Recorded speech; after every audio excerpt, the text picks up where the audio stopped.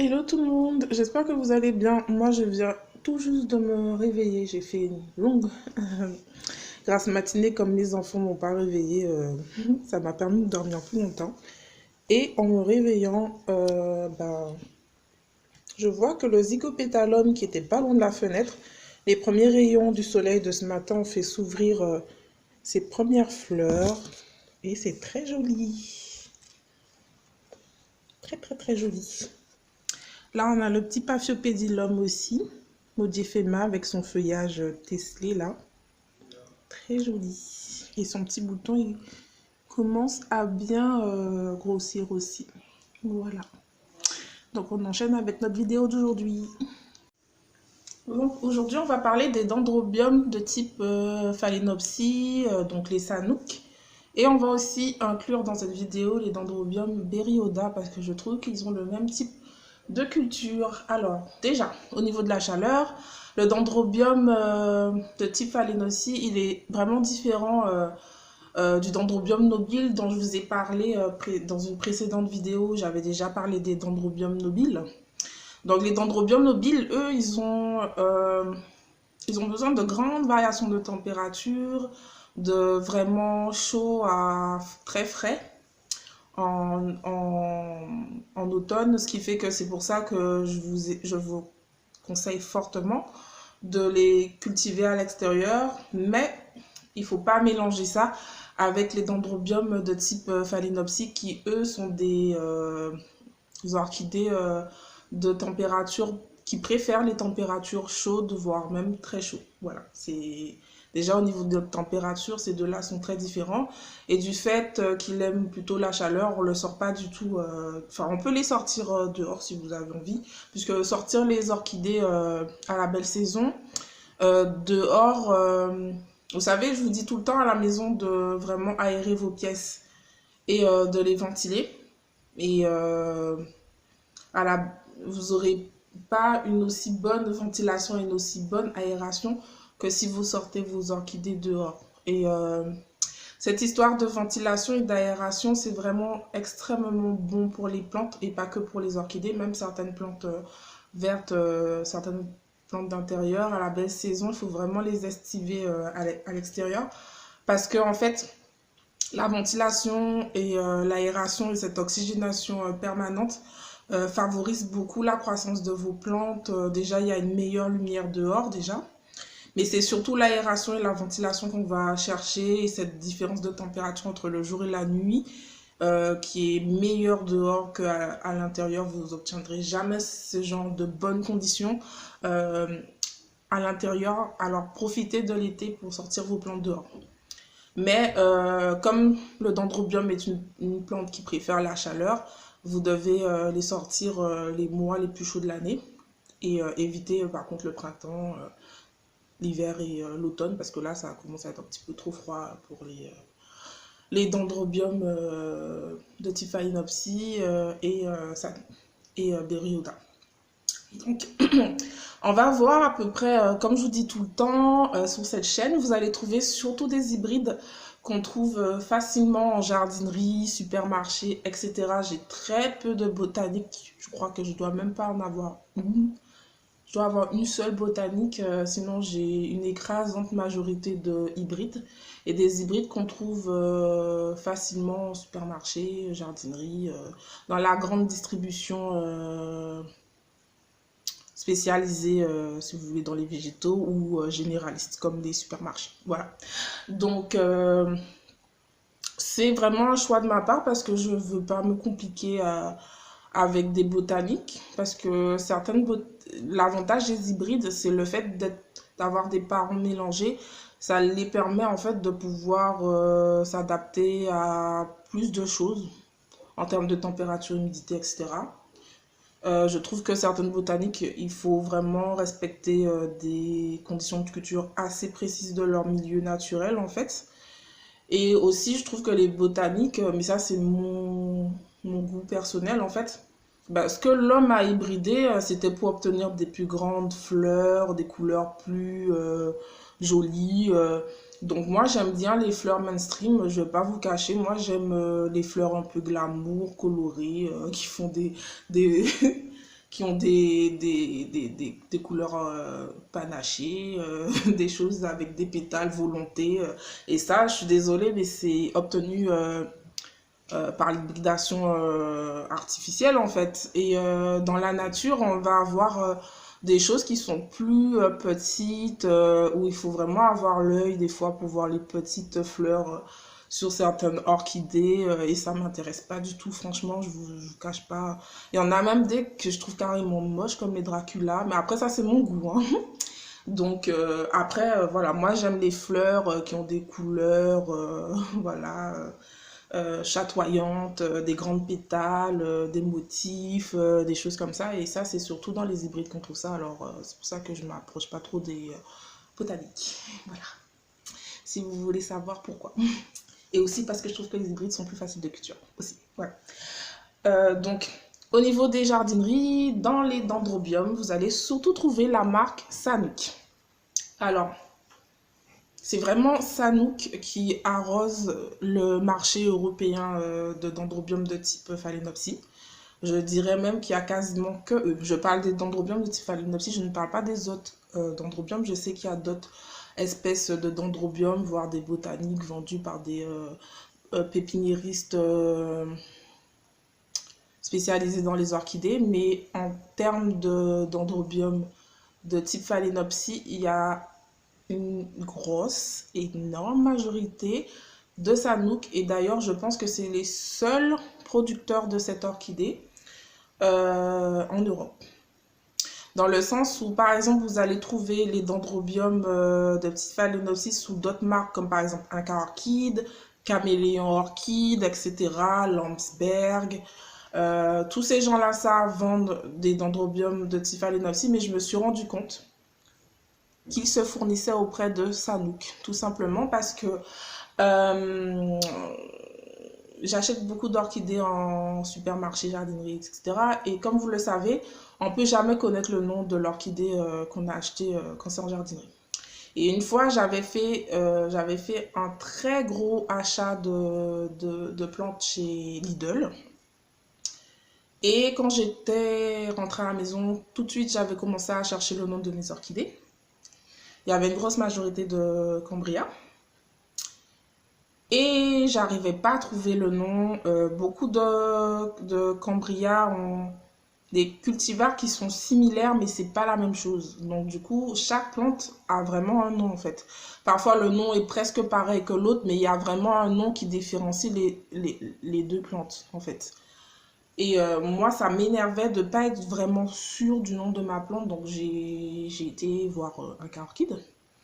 Et je leur ai montré des photos en message privé de mes orchidées. Ils m'ont bien volontiers donné les vrais noms de mes plantes.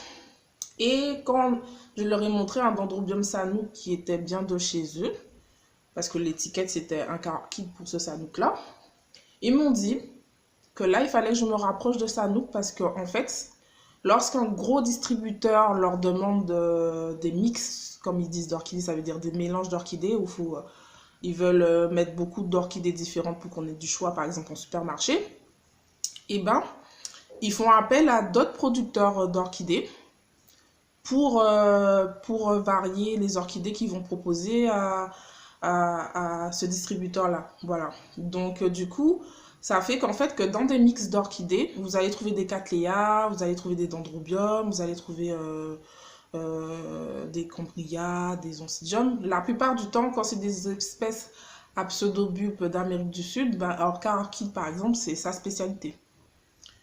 Mais les cattleyas qui va vendre au distributeur et les dendrobium Sanook, c'est pas lui-même qui les a produits, en fait. Voilà. C'est vraiment Sanook qui produit tout. Même pour Caméléon Orchid, c'est Sanook qui produit ces dendrobiums-là. Voilà. Et revenons aussi aux pépiniéristes qui sont spécialisés dans les orchidées et qui sont aussi producteurs d'orchidées. Quand vous allez aller dans des vraies pépinières comme ça d'orchidées, il y en a plein, enfin plein. Il y en a quelques-uns qui sont très célèbres quand même en France. Je ne vais pas citer de nom pour pas qu'on dise que j'ai menti sur quelqu'un, etc. Mais ce que je vous dis, c'est quand même la vérité. Les pépiniéristes, ils peuvent pas produire 5000 orchidées différentes. Chacun a leur spécialité en fait. On en connaît un qui est très très très célèbre en France, qui passe à la télévision tout le temps. Sa spécialité, ça va être les Spaphiopedilum et Cattleya et les Phalaenopsis qu'il produit, qu'il hybride, qu'il obtient des nouvelles variétés originales lui-même. Mais tout le reste, une grosse majorité, il se fournit auprès des producteurs néerlandais en fait. Vous voyez, comme les supermarchés et comme les jardineries. À la différence peut-être, ça va être le prix, eux, ça coûte beaucoup plus cher. Mais ça s'explique aussi du fait que lorsqu'ils commandent eux, ils commandent quand même des pièces de meilleure qualité que par exemple Lidl. Et en plus de ça, pourquoi ça coûte cher? C'est parce qu'ils ne commandent pas autant de quantité, par exemple, qu'un grand distributeur comme Lidl. Lidl, les prix qu'ils arrivent à faire, c'est déjà parce que la qualité quand même est un peu moindre, on va dire. Les plantes sont un petit peu moins adultes que celles que vous allez trouver en jardinerie. D'ailleurs, même je veux dire en pépinière spécialisée. D'ailleurs, même en pépinière spécialisée, une plante, déjà, elle n'aura pas un ou deux spikes. Par exemple, quand c'est en floraison, ils vont proposer des cambrias avec 3, 4, voire même 5 spikes pour les dendrobium, pour les phalaenopsis par exemple. Et plus il y a de floral et de fleurs dans une plante, et plus elle va vous coûter cher à l'achat. Donc c'est de là que vient le prix qui est plus cher en pépinière spécialisée. Et du coup, il y a ça au niveau de la qualité, mais aussi ils commandent des plus faibles quantités. Le fait que vous commandiez de grosses quantités, ça a fait baisser le prix au final à la pièce. C'est là où s'explique en fait la différence de prix entre Lidl et par exemple si je vais chez Vacheron Lecouf ou voilà, j'ai nommé des noms, ou à la Canopée, ou à l'Orchidjum, ou je sais pas, voilà. Voilà, d'où s'explique la différence de prix. Et Sanook, même chez les grands pépiniéristes spécialisés d'orchidées, même s'ils sont producteurs de certaines orchidées, ils ne produisent pas les dendrobium Sanook, ils ne produisent pas les cambrias.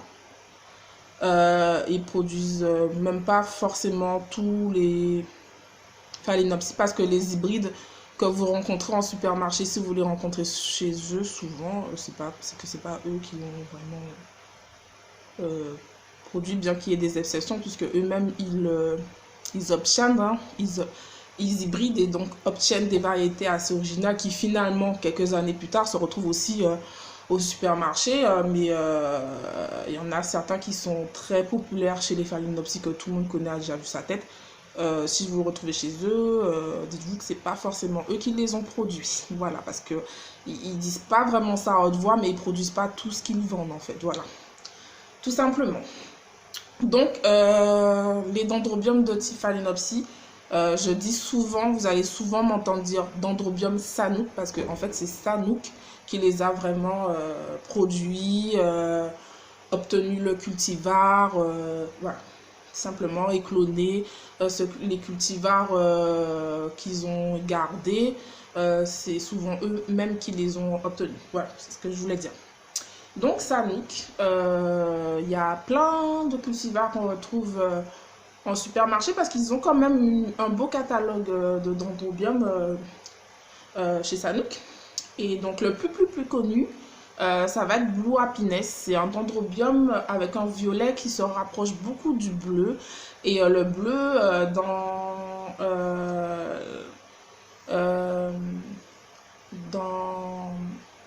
chez les producteurs, en fait, ceux qui cherchent à obtenir des nouvelles plantes, ils cherchent beaucoup à obtenir des fleurs bleues, en fait. Il y a toute une recherche, tout un travail scientifique de recherche en laboratoire pour plein de fleurs, hein, pas que chez les orchidées, mais par exemple, ils essaient d'obtenir une fleur, une rose bleue. Donc, il y a des roses, par exemple, chez Mélandre Richard G, si vous connaissez un peu les roses, où ils essaient d'obtenir des fleurs roses, mais bon, le pigment bleu est là. Mais comme il est tellement mélangé à du rose, ça fait plus violet que bleu. Mais les gens cherchent à avoir une fleur bleue, donc Blue Happiness. et l'un des dendrobiums les plus bleus qu'il existe, et c'est celui-là qui est le plus populaire parce que beaucoup de gens, leur couleur préférée c'est le bleu, mais si on regarde bien Blue Happiness, ça fait plutôt violet bleuté que bleu bleu quoi. Voilà. Ensuite, vous avez aussi le Purple Happiness qui se rapproche beaucoup du Blue Happiness parce qu'il est plus violet pourpre que le Blue Happiness, mais il est aussi très joli. Voilà. Après, on va avoir aussi des blancs comme le White Surprise. La fleur est plus ronde. Voilà, comme ça. Et c'est la forme de fleur la plus standard chez Sanook. Mais on a aussi des fleurs un peu plus avec des pétales étirés comme ça, en forme un peu d'étoile, légèrement étoilée, on va dire. Comme le Coconut Dream qui est blanc, mais c'est juste la forme de la fleur qui change un peu. Après, on va avoir un de mes dendrobiums Sanook préférés, c'est le Anna Green. Il a un vert très fluo, un vert néon, vraiment très vif. C'est une très belle couleur de fleur, le Anna Green, j'adore. Avec son cœur un peu pourpre comme ça. Et on a aussi le Banana Chocolate qui est jaune, j'adore celui-là. Moi, dans ma collection, j'ai aussi le Polar Fire qui est blanc avec beaucoup de stries violets. On a le Pink Party, celui-là aussi je l'ai dans ma collection. C'est un dendrobium juste rose, légèrement violet et qui est très vif. C'est une très belle couleur. Un autre aussi que j'adore, c'est le Black Thailand. C'est un violet lit de vin très foncé. Il est tellement foncé et violet qu'en fait même son feuillage, le feuillage du dendrobium lui-même est pourpre. Si vous aimez les plantes avec des feuillages un peu différents, donc dirigez-vous vers le Black Thailand parce que son feuillage est vraiment rouge. D'ailleurs, j'en ai un devant moi là. Si vous regardez bien, le feuillage est comme ça, très violet. Et même les cannes, elles ont des petits traits violets comme ça. Voilà. Ensuite, il y en a d'autres avec qui ont des fleurs bicolores, etc. Allez sur le site de Sanook, vous allez voir à peu près tout le catalogue de fleurs qu'il propose. Voilà. Et donc, on va aussi parler dans cette vidéo du dendrobium Berry Oda parce que c'est les mêmes conditions de culture que le dendrobium Sanook, que les dendrobiums Sanook. Donc, c'est pour ça que je le mets ensemble. C'est pas la peine que je fasse une autre vidéo pour dire la même chose en fait. Donc, le dendrobium Berry Oda, il est comme un peu le dendrobium Sanook dans le sens que c'est les mêmes conditions de culture, je l'ai déjà dit. Mais ces cannes sont un peu plus petites et plus fines et il fait beaucoup plus de cannes chaque année. Donc ça fait une plante qui est plus touffue qu'un dendrobium Sanook, mais par contre plus bas en taille. Et lui, il paraît que le dendrobium Sanook, il fait des hanches florales au sommet de ces cannes. C'est pas comme le dendrobium nobile qu'on a vu la dernière fois où les fleurs poussent directement sur les cannes. Non, le dendrobium de type Berry Oda, il a des fleurs qui poussent au sommet en fait des cannes, entre les feuilles comme ça. Voilà. Vous avez des tiges florales comme ça. Donc, le dendrobium Sanook et Berry Oda, il peut fleurir plusieurs fois sur la même canne. Voilà, et par contre, le Berry Oda est très florifère. Il fleurit toute l'année et beaucoup et plusieurs fois sur les mêmes cannes. Donc, même sur les anciennes cannes, vous pouvez vous attendre à avoir des floraisons. Donc, parmi les dendrobiums Sanook, vous allez avoir certaines qui sont très parfumées. Par exemple, le pourpre que je vous ai montré là, le Black Thailand, est très parfumé. Il a une odeur vraiment que j'adore. Et le Berry Oda aussi est parmi les orchidées que vous trouvez en jardinerie qui sont les plus parfumées. Si vous êtes à la recherche de vraiment une orchidée très parfumée, le dendrobium Berry Oda, sachez qu'il a un divin parfum de miel. D'ailleurs, c'est pour ça qu'on l'appelle Honey Orchid, c'est-à-dire orchidée miel, parce qu'il a vraiment une forte odeur de miel et c'est vraiment délicieux. Voilà. Donc, le Berry-Oda, lui, le seul cultivar que vous allez trouver en jardinerie, même chez les pépiniéristes, tout ce que vous voulez, c'est surtout là le cultivar qui s'appelle rose. Donc, c'est le Dendrobium Berry-Oda rose. J'ai jamais vu d'autres sortes de Berry-Oda proposées en jardinerie. Et ils sont super faciles de culture, très robustes comme plante. Je le conseille même aux débutants, etc. Et donc, on va voir comment le cultiver. Au niveau de la lumière, c'est pas des orchidées qui ont autant besoin de lumière que par exemple un Vanda, un Cattleya ou les Dendrobium nobile dont je vous ai parlé la dernière fois. Il peut se satisfaire de moins de lumière, mais c'est des plantes qui quand même aiment la lumière. Donc plus vous lui donnez de lumière, mieux c'est. Plus il aura de lumière, mieux il va pousser, etc. Donc il a besoin d'une bonne lumière quand même.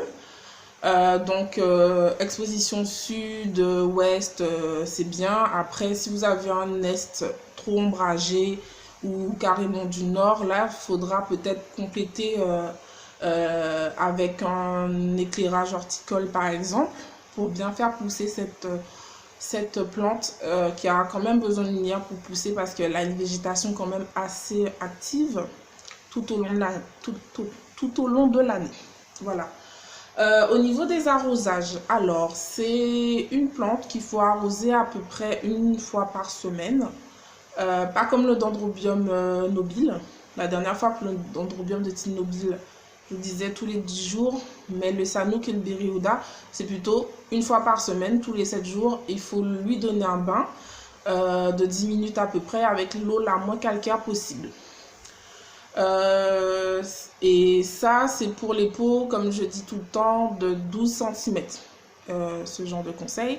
Bien sûr, en été, on rapproche un peu les arrosages, donc on va arroser tous les 5 jours. Et en hiver, on espace un peu où on va arroser que tous les 10 jours. Maintenant, si votre Berry-Oda, si votre Sanook ou votre Berry-Oda est dans un pot plus petit que 12 cm, là, il faudra peut-être arroser plus souvent. Donc, printemps, automne, tous les 5 jours, été, tous les 3 jours, hiver, tous les 7 jours. Voilà. Après, si vous avez aussi votre dendrobium dans un pot plus grand, là aussi, il faudra espacer les arrosages. Voilà. C'est comme ça qu'il faut faire en principe pour vos orchidées. Vous devez tenir compte et de la saison et de la taille du pot de votre orchidée pour savoir comment l'arroser. Qu'est-ce que j'allais dire au niveau des arrosages? J'allais dire quelque chose, peut-être que j'ai oublié. Voilà. Voilà. Donc, au niveau des rempotages, le dendrobium est assez facile et normal en fait au niveau des arrosages. Donc, on respecte les conseils généraux qu'on dit pour toutes les orchidées là, c'est-à-dire que ça va être tous les 2-3 ans au printemps quand la végétation commence. Après l'automne, parfois, quand elle est très douce, ça fait comme un deuxième printemps dans l'année. Donc, si au printemps, c'était pas le moment pour c'était pas votre moment pour le rempoter, vous avez encore aussi le début de l'automne pour comme une bonne période de rempotage, je veux dire. Au niveau du substrat de rempotage, le mieux, c'est de l'écorce de pin de granulométrie moyenne, comme par exemple Horchata Power. Mais vous pouvez aussi le cultiver en billes d'argile, parce que comme vous pouvez le voir dans mes pots, il y a beaucoup de billes d'argile. C'est vraiment des plantes qui ne sont pas compliquées au niveau du substrat. Il n'y a pas de mélange spécial à faire pour les dendrobium de Sanook ou Berry-Oda. Juste un substrat assez drainant. Et je vous conseille de faire beaucoup de trous dans les pots pour favoriser l'aération et la ventilation de vos pots. Ça, c'est très bien pour éviter la pourriture des racines de vos orchidées. Voilà. Après, je pense que j'ai tout dit au niveau des rempotages. Moi, comme vous pouvez le voir devant vous, si vous êtes débutant, vous n'avez pas forcément de matériel pour vous occuper de vos orchidées, pas de pot, etc. Franchement, utilisez des bouteilles en plastique pour plein de raisons. Moi, vous avez vu devant vous, j'ai beaucoup de bouteilles en plastique parce qu'en fait, le fait de couper, d'avoir un pot très haut, Ça permet en fait de garder les cannes entre elles et de ne pas avoir à acheter des sortes de tuteurs avec cercle là. Les plantes sont mieux dans les bouteilles en plastique parce que du coup ça rassemble un peu les cannes et ça les maintient bien, et les racines aussi sont bien serrées dans le pot et ça permet vraiment à la plante de bien pousser quand elle est comme ça en fait. Donc je vous recommande vraiment le pot. Après, enfin les bouteilles en plastique. Après c'est vrai que c'est pas très esthétique, je trouve, c'est pas très décoratif comme façon de cultiver ces plantes, mais c'est ce qu'il y a de mieux en tout cas. Voilà. Donc je vais vous montrer un petit peu. Le premier que j'avais passé en bouteille comme ça, c'était mon Polar Fire que j'avais acheté à Lidl. Et il a fait beaucoup de racines. Il a beaucoup aimé la bouteille en plastique. En plus, au fond, il n'y a que des billes d'argile. Donc même dans les billes d'argile, il se développe aussi bien que dans le haut où il n'y a que de l'écorce de pin. Donc billes d'argile ou écorce de pin, ça franchement les dendrobiums, ils s'en fichent complètement. À partir du moment où le substrat est assez drainant, c'est tout ce qui compte. Ils ne puissent pas vraiment de choses dans le substrat alors franchement, pas la peine de se prendre la tête. Si vous avez que des billes d'argile, vous pouvez même le passer directement en billes d'argile si vous n'avez pas de matériel, vous êtes débutant. Une bouteille en plastique et des billes d'argile et vos dendrobium de type Sanook ou Berryoda va très bien pousser là-dedans. Parce que je sais qu'il y a des gens qui sont débutants, ils ont craqué sur un Sanook en supermarché et direct on va leur dire ben c'est dans du terreau, c'est vraiment pas bon, faut l'embotter tout de suite, mais ils n'ont pas forcément des écorces de pin ou le pot qu'il faut, etc. Sachez que vous pouvez le cultiver là-dedans, c'est même la meilleure chose que vous pouvez faire pour votre Sanook. Voilà. Donc au niveau de la fertilisation, je vais vous conseiller deux périodes de fertilisation différentes. C'est-à-dire qu'au début du printemps, les nouveaux pseudobulbes commencent à pousser, donc c'est le démarrage de la végétation. Donc on va donner de l'engrais croissance jusqu'à la fin de l'été. Mais dès qu'une petite hampe florale commence à pousser, il faut commencer à donner de l'engrais floraison. Voilà. Parce que souvent, les engrais pour orchidées de bonne qualité, je veux dire les vraies bonnes marques, ils vous proposent deux engrais différents, un croissance, un floraison. Donc, c'est comme ça qu'il faut les utiliser. Et bien sûr, la fertilisation, c'est seulement une fois sur deux après l'arrosage normal. Parce que les racines des orchidées sont assez sensibles quand même.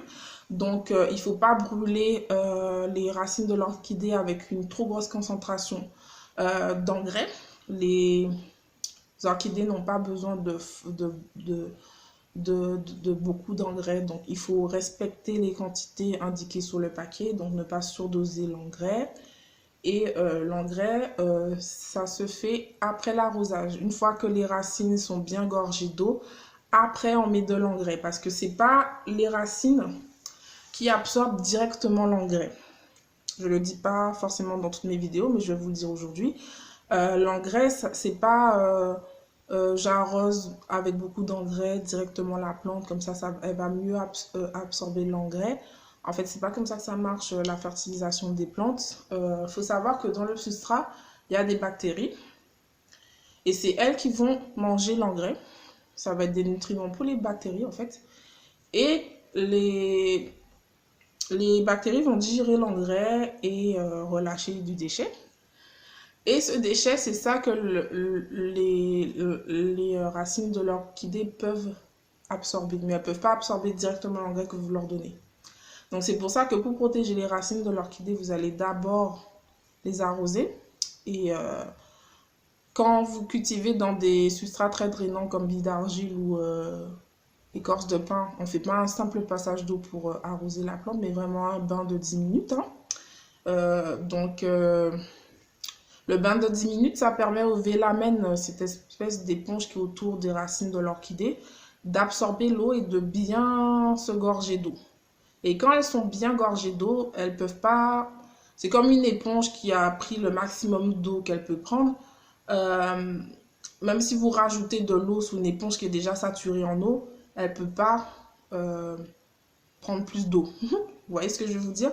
Quand vous mouillez une éponge complètement et qu'elle est saturée d'eau, même si vous continuez à verser de l'eau par-dessus, elle ne peut plus absorber d'eau, en fait. Vous comprenez ce que je veux dire?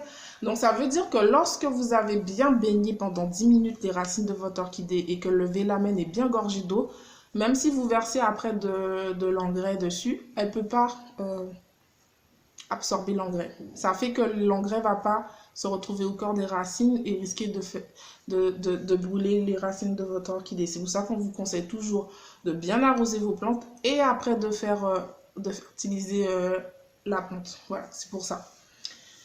Parce que l'engrais, on en veut dans le pot pour que les microbes puissent faire leur travail. Mais on veut pas que ça tombe directement sur les racines. Donc c'est pour ça qu'on vous donne toujours la précaution de bien arroser d'abord votre orchidée, de bien faire égoutter l'eau et ensuite de verser votre engrais dans votre pot pour que l'engrais soit bien présent dans le substrat, mais que ne soit pas forcément absorbé par les racines puisque faut pas faire ça. Voilà. Donc, cette vidéo, elle va durer un peu longtemps si à chaque fois je donne autant de détails, mais bon, je pense que c'est ce qu'il faut faire quand même, puisque je vois beaucoup de vidéos sur Internet sur les orchidées, mais il y a des informations, franchement, que j'ai beau regarder, hein, je regarde comme vous toutes les vidéos d'orchidées, il y a beaucoup de hauls, beaucoup de orchid tours, de présentations d'orchidées. Mais on retrouve toujours les mêmes informations, on ne vous dit pas vraiment les choses. Pourtant, c'est simple, mais je pense que si on ne vous explique pas bien les choses, vous n'allez pas bien les faire. Voilà. Donc, voilà. Et au niveau aussi des petites particularités quand même du Dendrobium Berryoda et Sanook, ça va être juste après la floraison. Juste après la floraison, il va peut-être falloir respecter une petite période de repos pour les Sanook et les Berryoda, dans le sens où elle va plus avoir de végétation. Et à ce moment-là, quand la plante elle pousse plus, il faut ralentir les arrosages parce que la plante ne va pas forcément absorber l'eau et du coup elle risque de stagner l'eau dans le pot et de faire pourrir les racines. Donc quand la plante n'en a pas besoin de quelque chose, on ne lui donne pas. Voilà. Et il se trouve que le Dendrobium Sanook et Berryoda, juste après la floraison, il va un petit peu végéter. Donc on va espacer les arrosages à tous les 14 jours et stopper complètement la fertilisation à ce moment-là. Donc, et par contre, dès que la végétation redémarre et quel que soit le moment dans l'année où on est, dès que le dendrobium se décide à redémarrer ou à refaire une floraison, c'est-à-dire ou à redémarrer des cannes, alors à ce moment-là, on reprend les arrosages normaux. Mais il arrive que juste après la floraison, le Sanook et le Berryoda ne font rien pendant un petit moment. Donc à ce moment-là, on espace beaucoup les arrosages, c'est-à-dire qu'on va les arroser à peu près tous les 14 jours pour les dendrobium qui sont dans des pots de 12 cm. Et pour ceux qui sont dans des pots plus petits, ça va être peut-être tous les 10 jours à peu près. Voilà. Donc, je vais m'arrêter là. Je voulais faire une courte vidéo aujourd'hui, mais apparemment, elle va être très longue. Dans une de mes précédentes vidéos, je vous avais dit que je préparais une FAQ pour la semaine prochaine. Donc, n'hésitez pas à me poser des questions pour cette FAQ en commentaire. Et si vous avez des problèmes assez particuliers sur vos orchidées, je préférerais par contre que vous m'envoyiez des photos par mail ou sur Instagram. Parce que souvent sur ma chaîne, je vois sous des vidéos des gens qui me posent des questions.